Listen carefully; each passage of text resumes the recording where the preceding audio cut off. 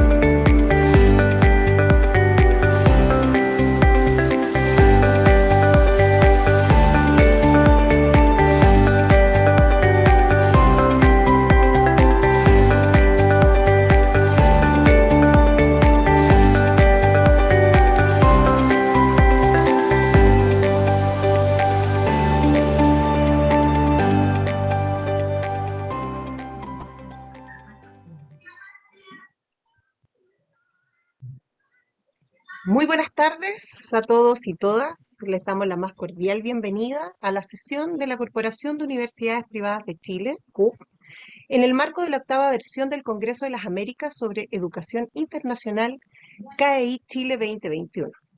Para los que no nos conocen, quiero contarles un poco de nosotros. La CUP es una institución que tiene 30 años y reúne a 2 universidades privadas en un universo de 60 universidades y dentro de un sistema chileno que es bastante variado. Es variado porque hay universidades estatales y privadas. Sin embargo, las estatales son todas públicas, las privadas, algunas han tenido una transformación y son privadas públicas, y hay otras que somos privadas privadas que sentimos que estamos cumpliendo un fin público de acuerdo a las declaraciones de UNESCO de la década pasada. Ahí el rector Nasser después y Tania Villarroel, que son nuestros panelistas, van a profundizar un poco más en eso. Pero sin embargo, a modo de contexto, quiero contarles que es importante decir que en la historia republicana de nuestro país tenemos la Universidad de Chile como la primera creada en la primera parte del siglo XIX y la Universidad Católica fundada en 1888. Es decir, esto quiere decir que en Chile siempre existió una tradición de provisión mixta. La historia después fue cambiando hasta que el año 1981 se produjo una liberalización de la educación en Chile y eso hizo que se incorporaran al sistema un gran número de universidades. Es importante destacar que hasta ese año había 2 universidades estatales y 6 universidades privadas. En el marco de este foro, que reúne a los principales actores y tomadores de decisiones relacionados con la internacionalización de la educación superior en el continente, quisimos ser parte de esta actividad compartiendo desde la experiencia de nuestras universidades el importante aporte público que realizan nuestras casas de estudios privadas al país. Y para comenzar nuestra sesión, quiero dejar con ustedes al rector de la Universidad Finisterra y presidente de la Corporación de Universidades Privadas, el señor Cristian Nasser. El rector Nasser es médico de la Universidad de Chile, bachiller en filosofía del Pontificio Ateneo Regina Apostolorum y máster en filosofía de la Universidad Anáhuac de México. También tiene una especialización en bioética de la Universidad del Sacro Cuore de Roma.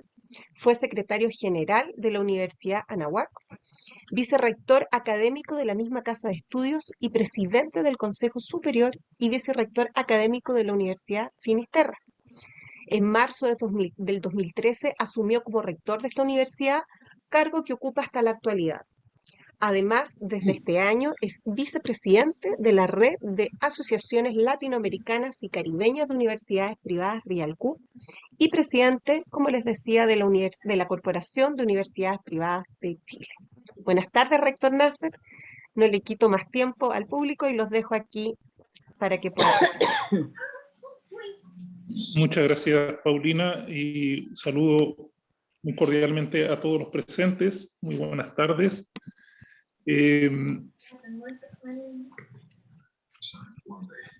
Quisiera ahondar un poquito en la presentación que acaba de hacer Paulina respecto a quiénes somos nosotros como Corporación de Universidades Privadas.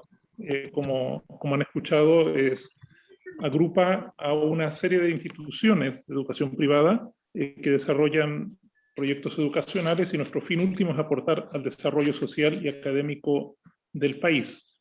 Somos 12 universidades, las que ustedes están viendo ahora en la pantalla, y que nos encontramos repartidos a lo largo de todo el país, particularmente por algunas de las unidades socias de la corporación que tienen sedes a lo largo en varias ciudades. Y algunas otras, como la universidad que me toca dirigir a mí, pues solo nos encontramos en Santiago, en la región metropolitana. Aquí se ve un poco la presencia nacional de las universidades que se reúnen en la CUP, y agrupamos dentro de la CUP a 132.600 estudiantes universitarios, y tenemos hasta el año 2019 casi 22.000 titulados de nuestras universidades. Es el aporte que hemos hecho a la sociedad a través de la formación de estos profesionales. Y ahora me gustaría entrar más bien a indicadores relevantes de la educación superior privada chilena. Empezando por algo, quizás el dato más obvio, pero que es muy importante, que es la matrícula de pregrado de nuestras universidades. Como decía Paulina, tenemos básicamente dos grandes grupos de universidades en Chile a partir del año 81, que es cuando se empiezan a crear las nuevas universidades privadas, las universidades del CRUCH, que reúnen a las universidades estatales y a las universidades privadas que ya existían en ese momento, y que básicamente era la Universidad Católica, con varias de sus sedes que entre comillas, se independizaron y formaron cada una de ellas una universidad nueva. Y como vemos en este gráfico, nuestra matrícula creció entre el año 83 y 2020 a nivel universitario casi 3 veces. Y la matrícula de las universidades privadas aumentó en más de 10 veces.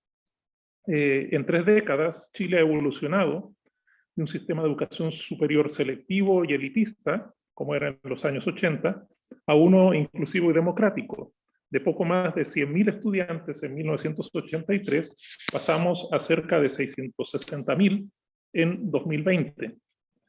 Las cifras indican que el explosivo crecimiento de la matrícula se debe fundamentalmente al nacimiento y desarrollo de las universidades privadas no tradicionales.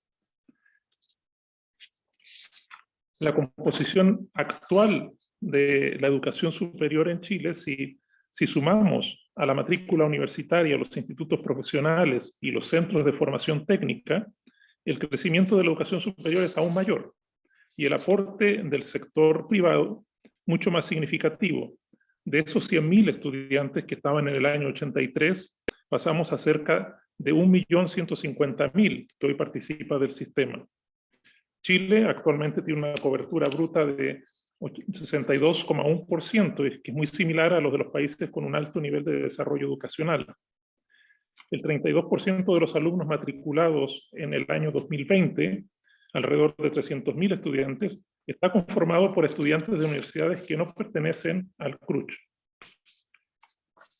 Y en particular, las universidades que conformamos la Corporación de Universidades Privadas agrupamos al 18,7% de esta matrícula. Otro dato importante y significativo es la evolución de la cobertura de la matrícula bruta por quintil de ingreso. El quintil de ingreso es como clasificamos en Chile a los niveles socioeconómicos, por el ingreso económico que tiene cada uno de ellos. El quintil 1 corresponde al 20% de la población con menores ingresos, y el quintil 5 al 20% con mayores ingresos. Y esto muestra un aumento de la cobertura, si vemos en este gráfico, entre los años 90 y 2017, muy significativa en todos los quintiles, y mucho más fuerte proporcionalmente en los quintiles más bajos. De hecho, un dato curioso e importante es que la cobertura del quintil más pobre hoy es superior a la que tenía el quintil más rico a principios de los 90. Es decir, hoy, del 20% más vulnerable de la sociedad chilena, el 42,1% está en la educación superior, sea universitaria o de institutos profesionales o formación técnica, cuando en los años 90, en el quintil más alto, solo era de un 39,7%. La distribución de las instituciones de educación superior, según su tipo, pues son las que vemos aquí, es decir, en los centros de formación técnica hoy son 53, 37 institutos profesionales. Dentro del CRUCH existen 18 universidades estatales y 12 universidades privadas, no estatales, y 29 universidades privadas que están fuera del CRUCH.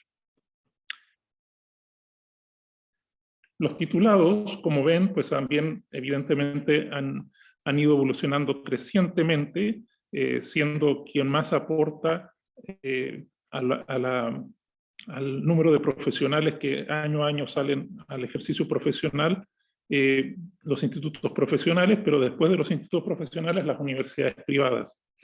Pueden observar también en el 2020 una caída importante de los titulados en casi todos los grupos. Esto producto de la pandemia, que lamentablemente pues, ha originado que haya un retraso en los procesos de titulación durante ese año. La movilidad social, el ingreso promedio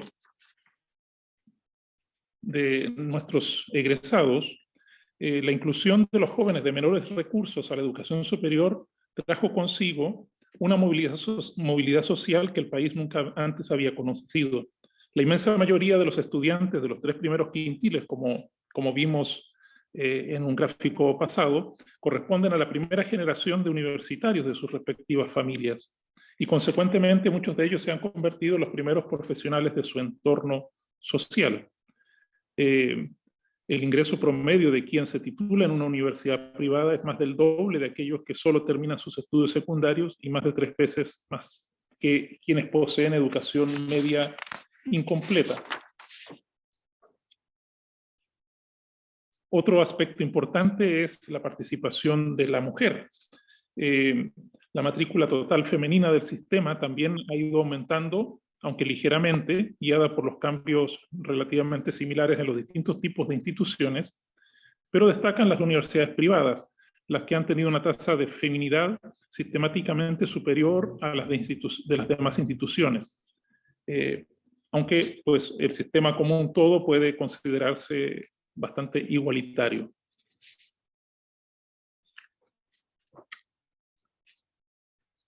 En cuanto a la evolución del posgrado en titulación, en el 2020, el 46,2% del total de matrículas de los programas de posgrado se concentró en las universidades privadas, y además en el periodo 2010-2020 tuvieron un alza de un 88,2%.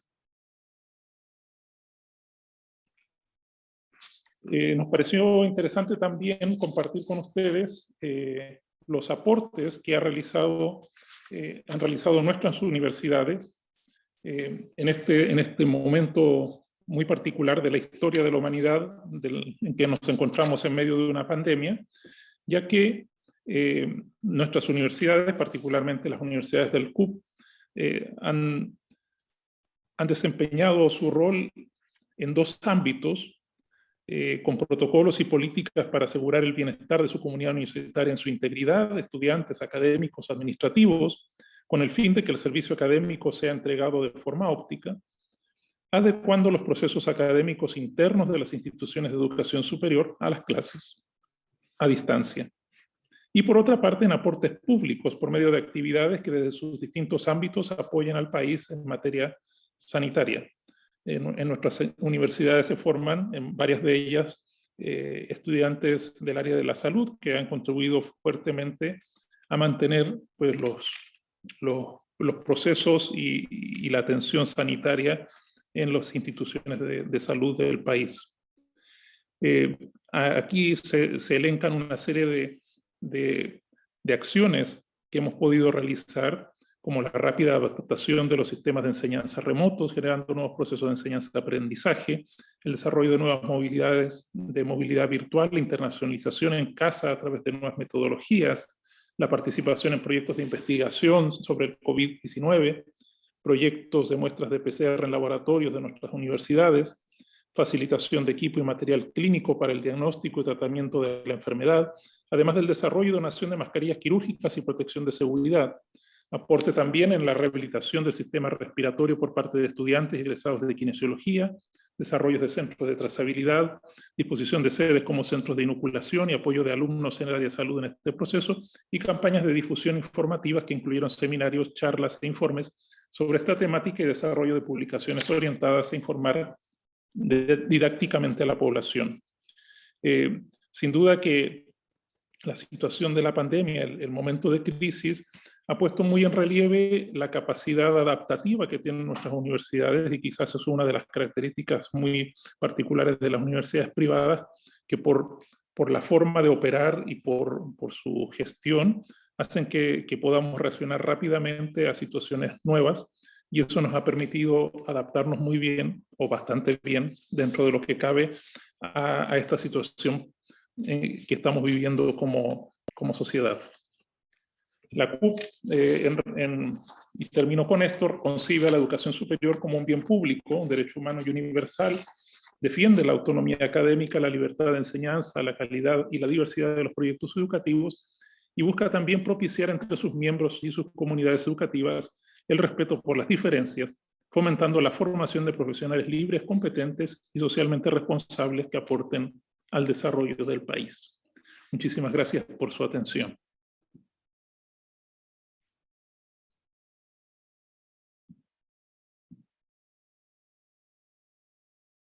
Ahí sí. Muchas gracias, rector, por su presentación.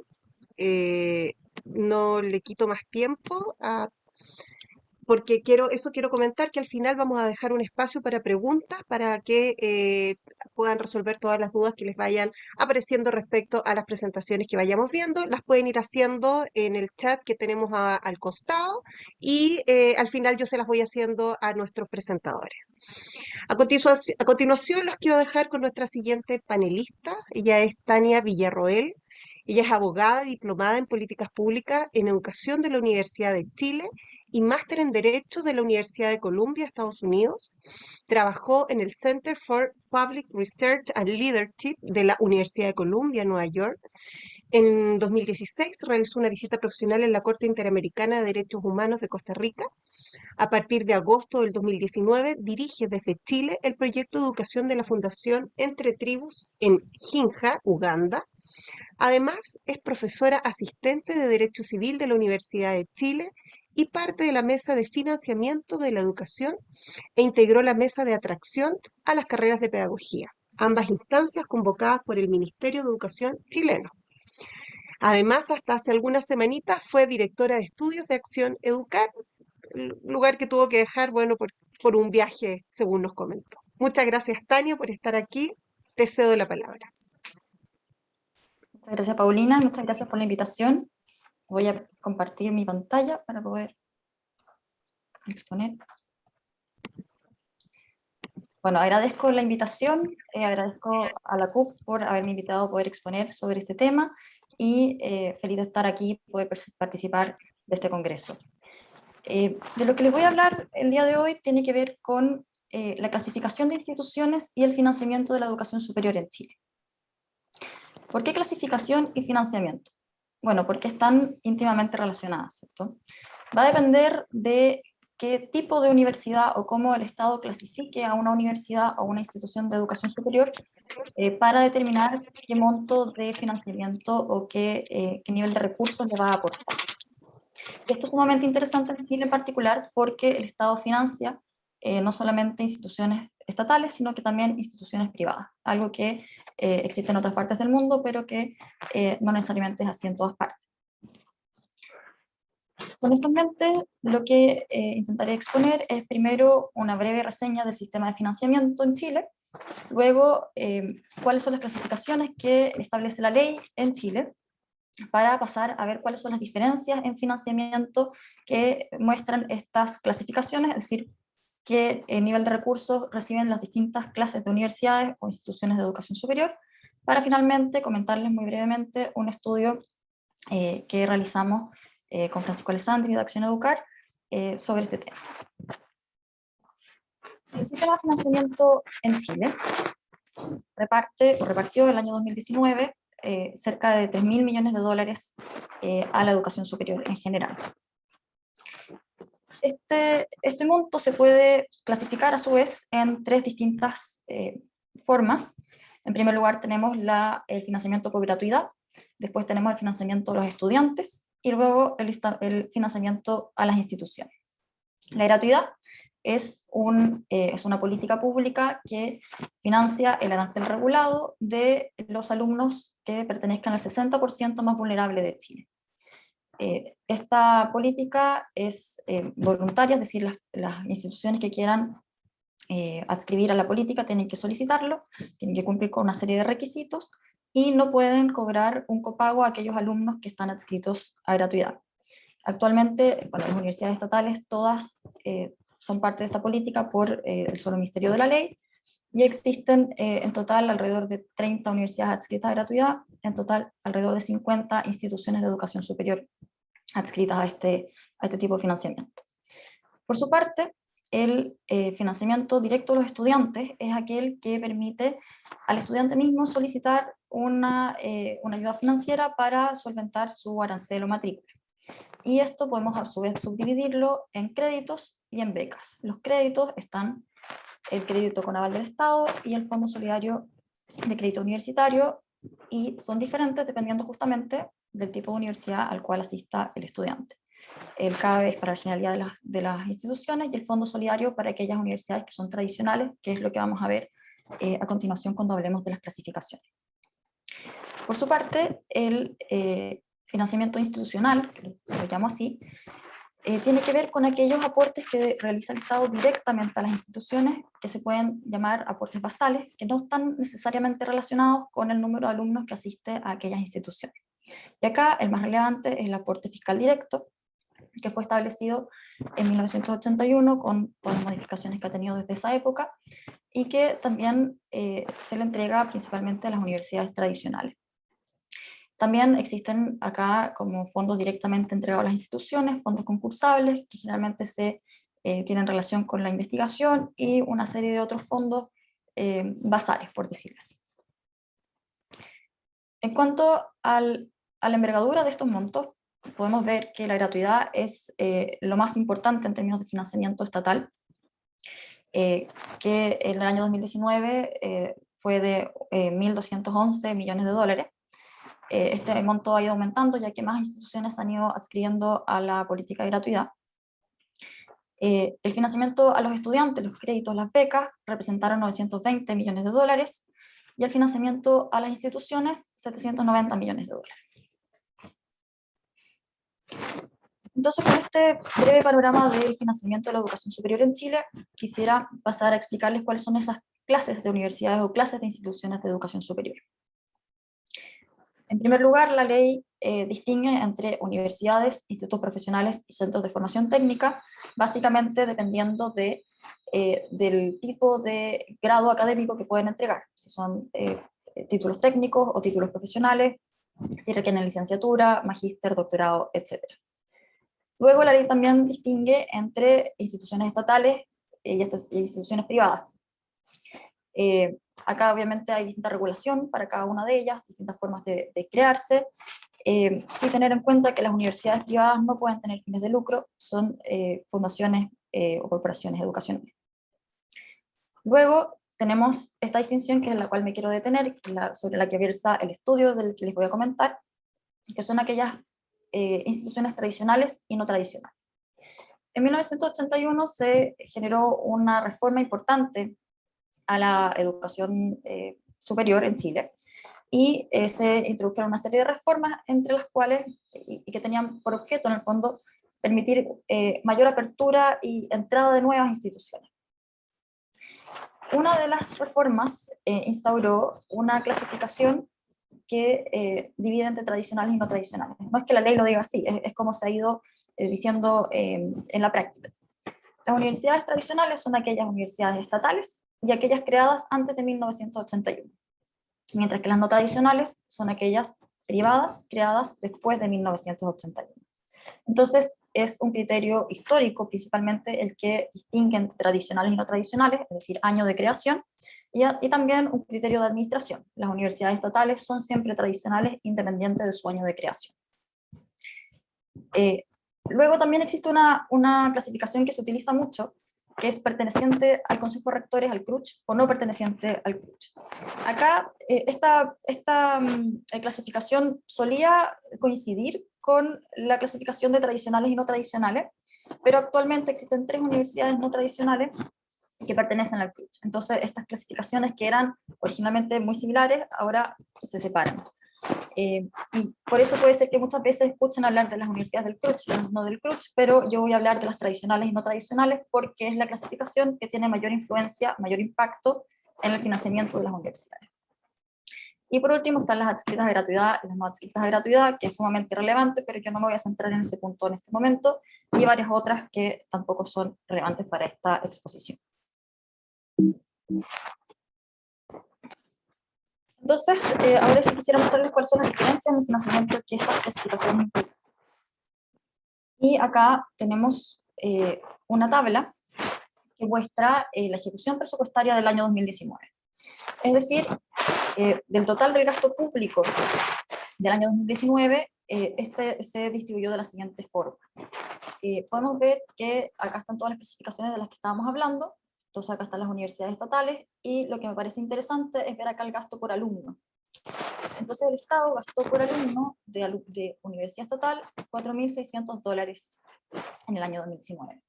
Mientras que las universidades privadas tradicionales, los alumnos recibieron $4.054 de parte del Estado, lo cual es bastante superior al monto que recibieron las universidades privadas no tradicionales, que alcanzó $1.772 por alumno. También bastante superior a lo que se entregó por alumno de instituto profesional, que fueron $1.082, y acá no se preocupen por este número, son los centros de formación técnica estatales que están en creación, y por lo mismo tienen una matrícula muy baja, lo cual hace que el número se dispare un poco. Entonces podemos ver principalmente que va a depender de la clasificación, si son estatales o no, o privadas, el monto que reciben. También va a depender de si son universidades o institutos profesionales o centros de formación técnica, y por último, si son tradicionales o no tradicionales, y esto va a cambiar y va a influir importantemente en el monto que el Estado aporta por alumno sobre todo. Si hacemos doble clic a lo que estábamos viendo recientemente, a esta tabla, podemos ver que las universidades estatales reciben el mayor monto, pero además este monto se divide en el aporte de gratuidad, el aporte a los estudiantes y el aporte a las instituciones, y el aporte a las instituciones es el que hace la mayor diferencia.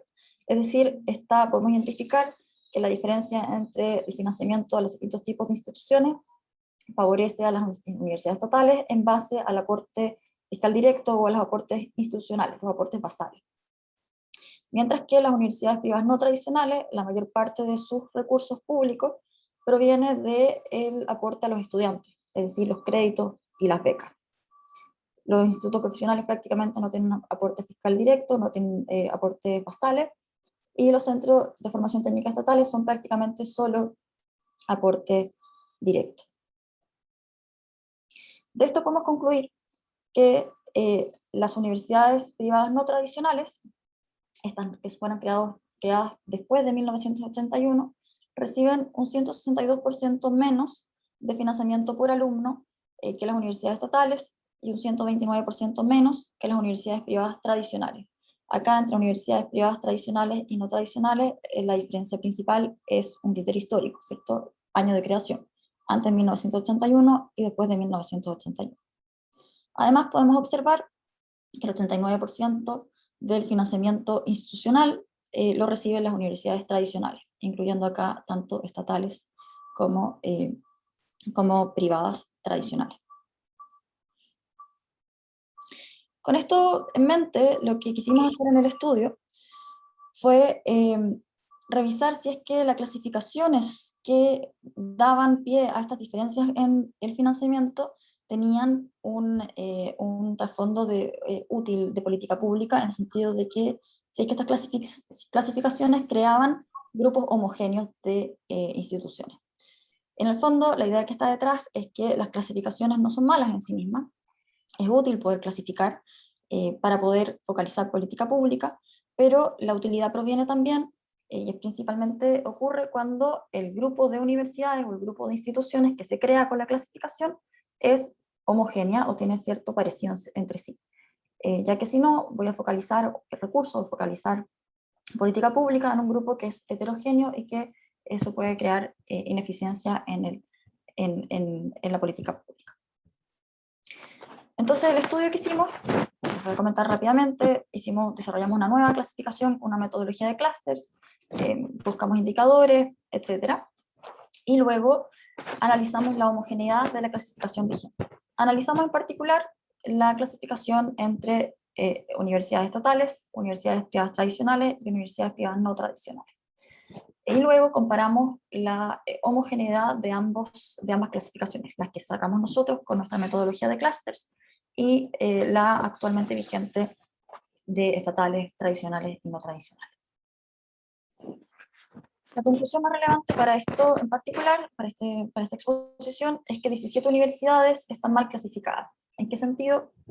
En que, sacando el índice de Silhouette, podemos ver que hay ciertas universidades que su índice es bajo cero, lo cual quiere decir que están clasificadas en un grupo, sin embargo, sus características son más similares a las universidades de otro grupo.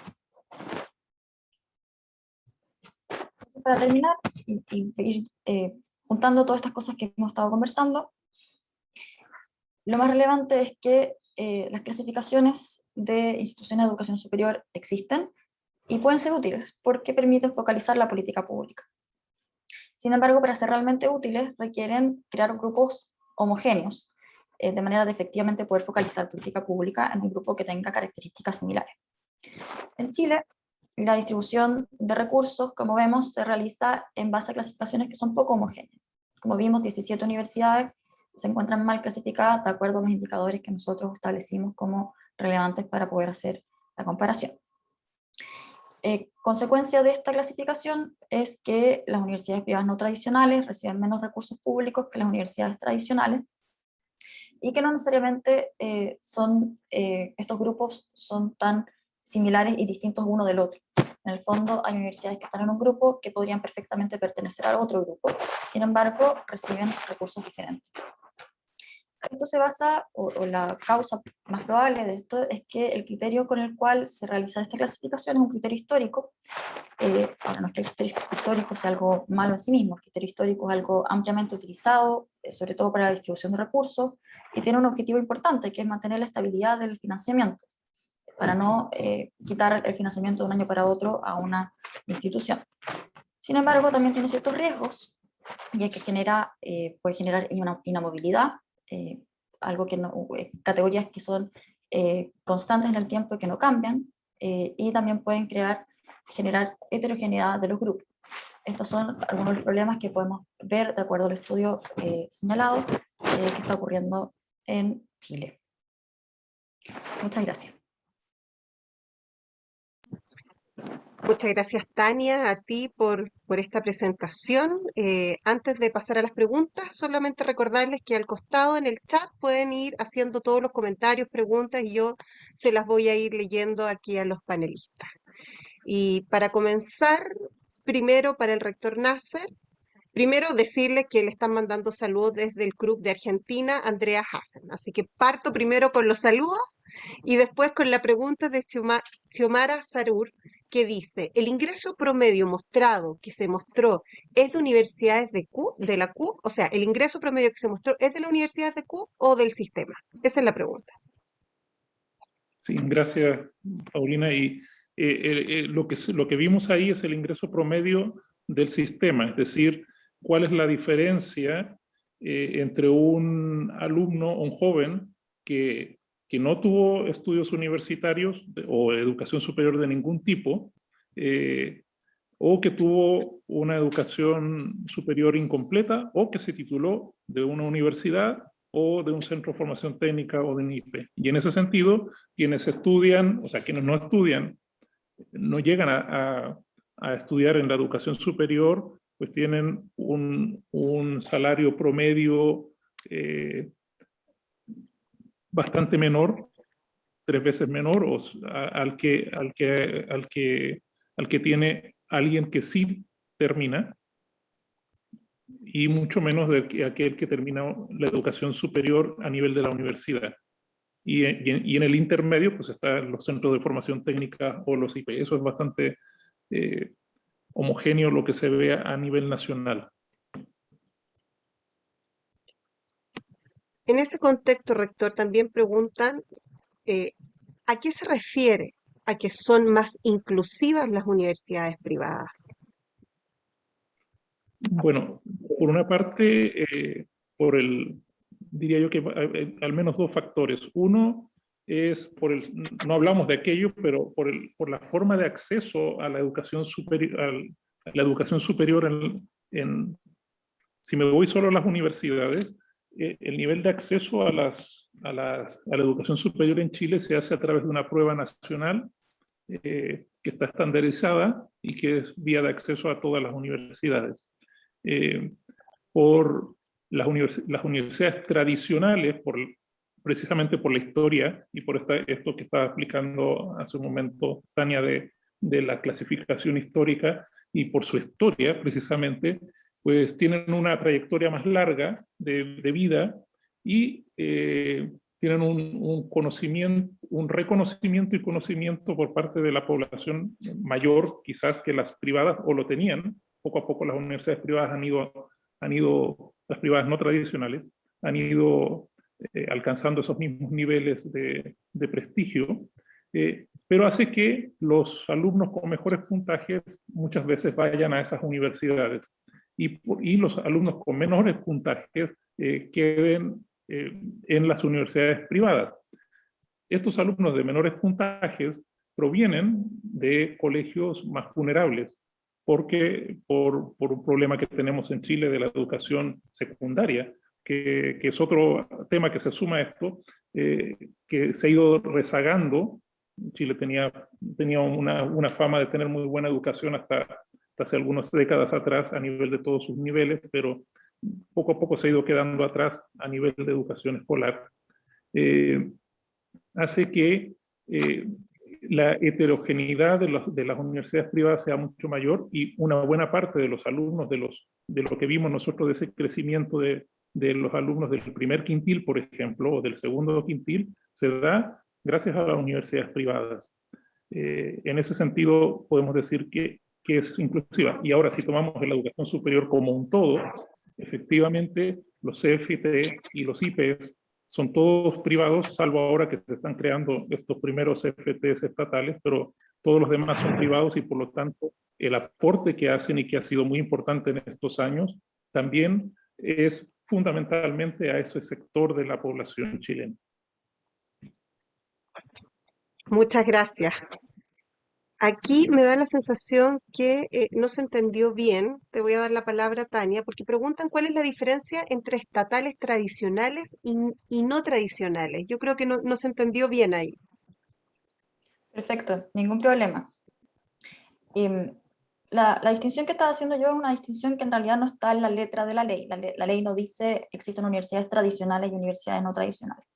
Sin embargo, el artículo primero del decreto con fuerza de ley número 4 de 1981 señala que el Estado financiará a las universidades estatales y a las universidades creadas antes de 1981. Este artículo genera entonces una diferencia en financiamiento, que es lo que estábamos viendo en la presentación. Entonces, las universidades que son llamadas tradicionales son aquellas universidades estatales y aquellas universidades privadas, es decir, no estatales, creadas antes de 1981. Entonces, las universidades no tradicionales serían aquellas universidades privadas que fueron creadas después de 1981. Las universidades estatales son siempre tradicionales por la definición que hace la ley. Entonces, aunque hayan sido creadas después de 1981, igualmente son consideradas universidades tradicionales. ¿Y por qué es relevante esto? Porque existen muchos métodos de financiamiento que, lo dice textual, no sé, por ejemplo, el Fondo Solidario de Crédito Universitario se aplicará a aquellas universidades contempladas en el artículo 1 del Decreto con Fuerza Ley número 4 de 1981, es decir, solo aquellas universidades tradicionales, que son las universidades estatales, más aquellas universidades no estatales creadas antes de 1981. Esa es la distinción que se estaba haciendo. Creo que ya queda más claro. Perfecto, Tania. Y justamente para seguir con una consulta que acaba de salir de tu presentación, dice, respecto de la segunda presentación, ¿por qué hay diferencia entre el monto del aporte fiscal directo para estatales y para privadas? Bueno, el aporte fiscal directo es un aporte que va solo a universidades tradicionales. Entonces ahí está la primera diferencia entre tradicionales y no tradicionales. Pero las universidades tradicionales, a su vez, las podemos diferenciar entre universidades estatales y universidades no estatales, ¿cierto? Entonces ahí se crea este nuevo como subgrupo, que son universidades privadas, universidades privadas tradicionales. Y efectivamente hay una diferencia entre el aporte fiscal directo. El aporte fiscal directo se entrega también conforme, bueno, ha sido modificado a lo largo de la historia, y se entrega también conforme a criterios históricos dentro de. Entonces, no es que se divida un monto de misma manera, o sea, por montos iguales entre todas las universidades que componen este grupo, sino que la distribución de esos montos dentro del grupo de universidades estatales y dentro del grupo de universidades privadas tradicionales se distribuye también de acuerdo a ciertos criterios. Esto genera diferencias, por supuesto. Entonces el aporte fiscal directo a las universidades estatales es mayor que el aporte fiscal directo a las universidades privadas tradicionales. Y en el caso de las universidades privadas no tradicionales, el aporte fiscal directo simplemente no existe, ya que por ley no se les entrega ese aporte en particular. Gracias, Tania. Aquí hay una pregunta que creo que me encantaría que los dos pudieran responder, que tiene relación con cuáles son los principales desafíos para la educación privada que ustedes pueden identificar en los próximos años. Yo creo que esto es considerando post pandemia, ya tenemos un contexto adverso también en temas presupuestarios, también por la pandemia. Entonces yo creo que son múltiples los desafíos y me gustaría ahí darle la palabra a los dos, rector Nasser, quizá usted primero, para poder ver cuáles son los principales desafíos que ustedes ven. Gracias. Sí, evidentemente son muchos y constantemente están cambiando. La educación superior es muy dinámica. Un gran desafío que tenemos todos, las privadas y las estatales, pues evidentemente es el adecuarnos a esta nueva forma de vida que nos ha traído la pandemia, y me refiero a las tecnologías de la información, a las conexiones online, la educación a distancia, que si bien es cierto ya se venía desarrollando desde los años anteriores, la última década quizás con más fuerza, pues, pero la pandemia lo ha empujado mucho. Y eso es un desafío para muchas universidades, evidentemente, porque tenemos que repensarnos nuestras formas de enseñanza, nuestras formas de enseñanza-aprendizaje, el cómo eso se adecua a nuestros principios y propósitos institucionales y a nuestras misiones de formación, y es algo que estamos trabajando, y eso es más bien transversal. Ahora, en cuanto más a lo que hemos hablado durante esta mañana, y en particular las universidades privadas, sin duda que un gran desafío constantemente es el financiamiento, como ha explicado Tania. Las disímiles formas de financiamiento de un sistema mixto nos hacen, en cierto sentido, correr con un poco de desventaja a las universidades privadas, y en la medida que, por ejemplo, ahora muchas de nosotros somos parte de la política de gratuidad, tenemos una dependencia importante de los ingresos que nos vienen por parte del Estado, lo cual afecta evidentemente o puede afectar nuestros mismos proyectos institucionales en algo que es muy propio de la universidad, que es su autonomía. Al tener un financiamiento que depende del gobierno en turno, pues uno está más limitado en el desarrollo que uno puede hacer de su propio proyecto educativo. Y eso es una amenaza constante que está ahí, que puede no pasar nada y puede ser que sea algo que en el tiempo no genere problemas, pero dependiendo de los gobiernos en particular, sí lo puede hacer. Es decir, hoy por hoy los aranceles que el Estado paga por cada alumno no son los aranceles que cobra la universidad, sino que son los aranceles que fija.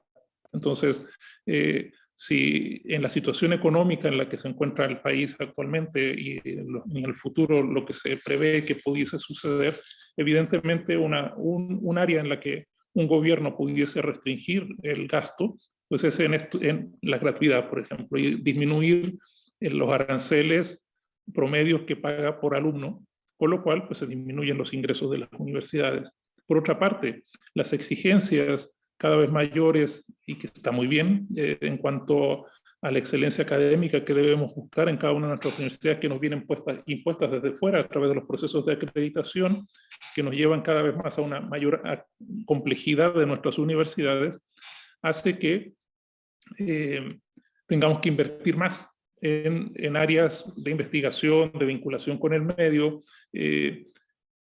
que con menos ingresos, pues se genera una especie de tormenta perfecta que complica o pudiese complicar en el futuro nuestra viabilidad.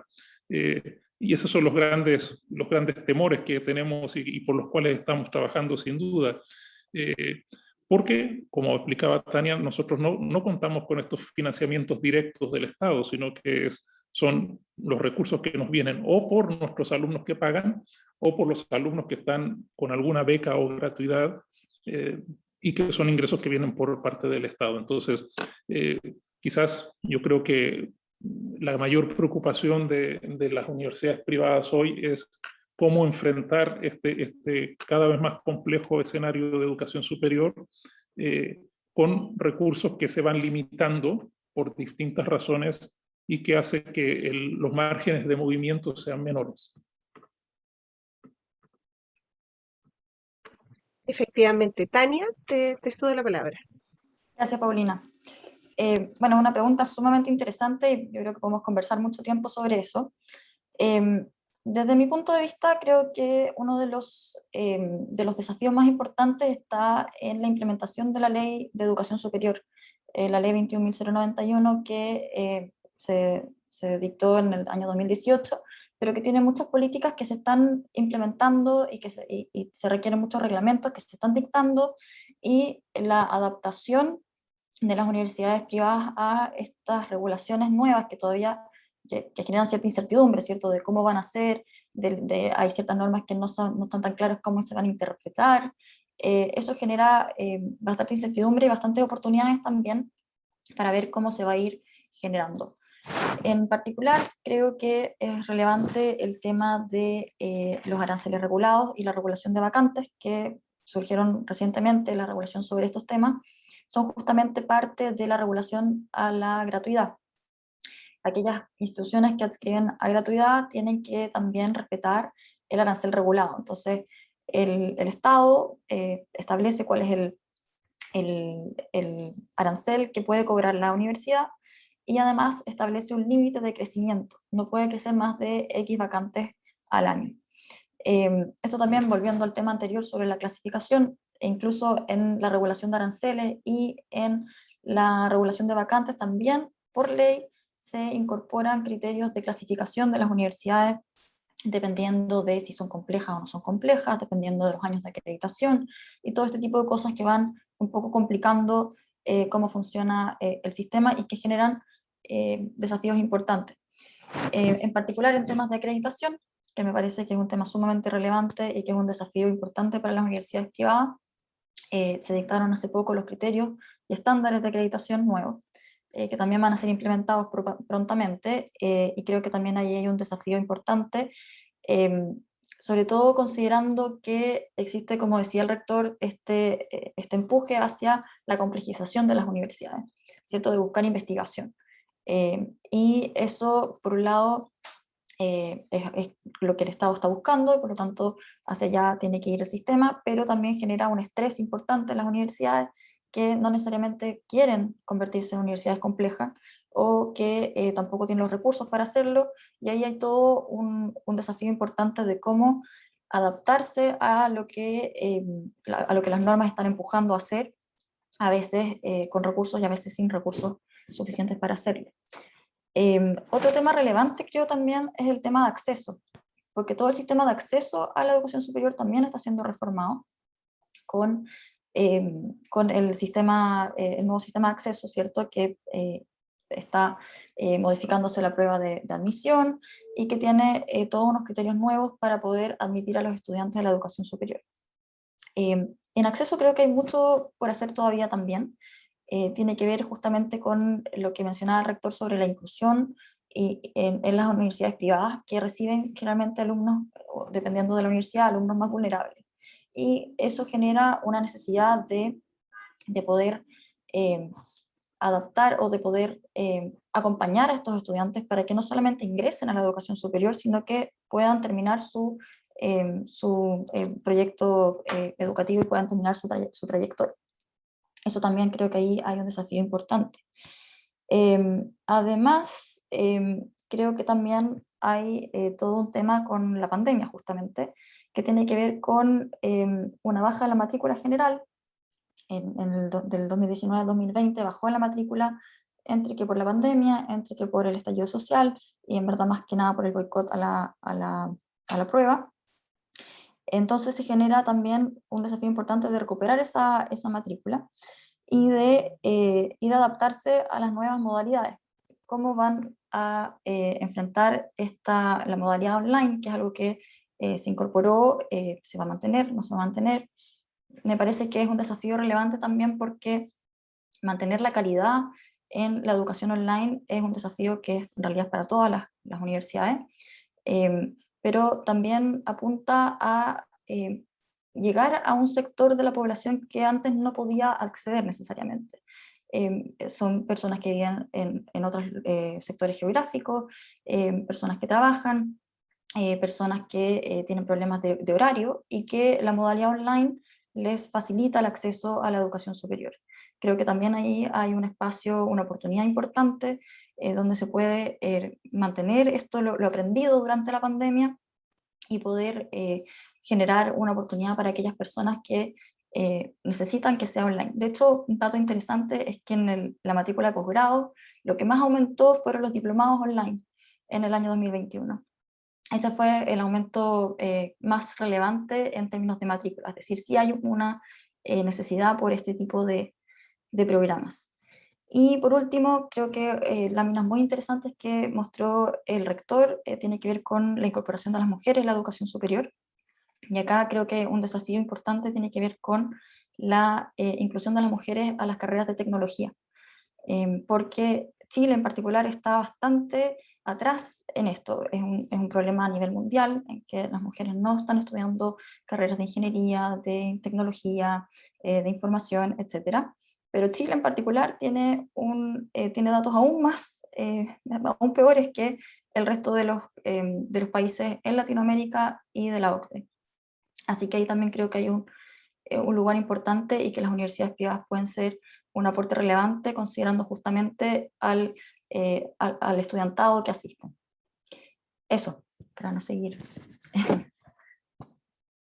Gracias, Tania. Sí, que increíble la cantidad de desafíos, pero también de oportunidades que hemos visto y que creo que se les puede sacar provecho en base a todo el aprendizaje que hemos tenido por la pandemia. Aprendizaje que muchas veces, sobre todo esto de la virtualidad, que siempre la veíamos como a futuro, pero la verdad que se llegó de repente y muchos de esos aprendizajes llegaron para quedarse, considerando en que también las generaciones que están ingresando a la universidad son generaciones mucho más tecnologizadas, con un acercamiento mucho mayor a la virtualidad.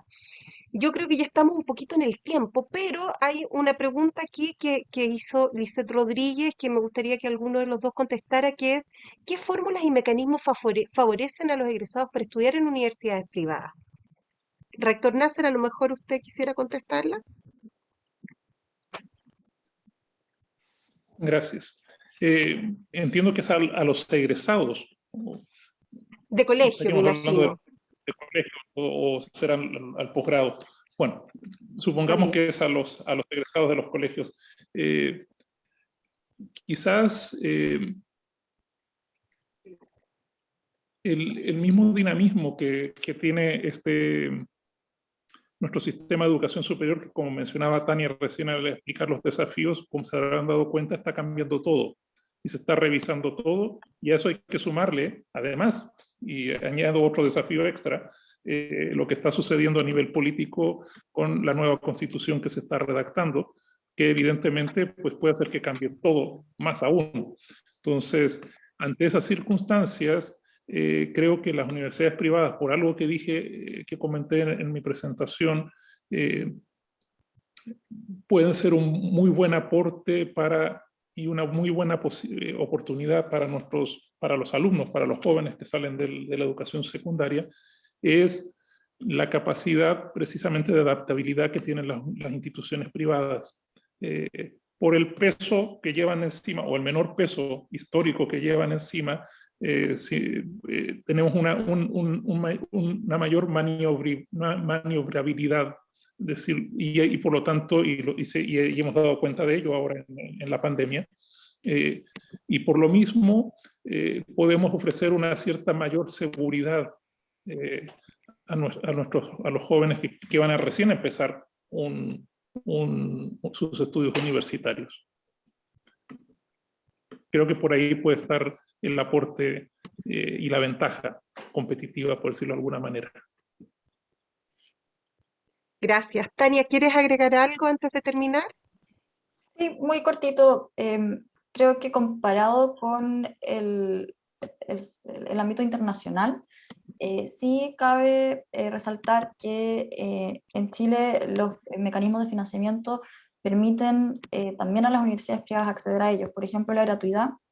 La gratuidad es un mecanismo de financiamiento al que las universidades privadas también pueden acceder.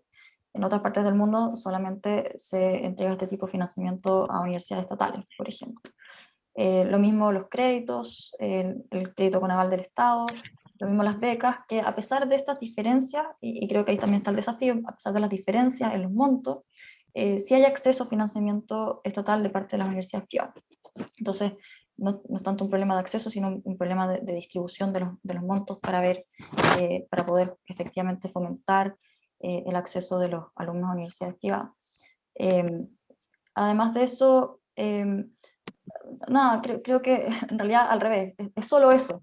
Es solamente una forma el acceso a ese tipo de financiamiento, pero no algo que lo fomente particularmente desde el punto de vista del financiamiento estatal, al menos. Eso. Gracias. Rector Nasser, ¿algo más que agregar antes de terminar?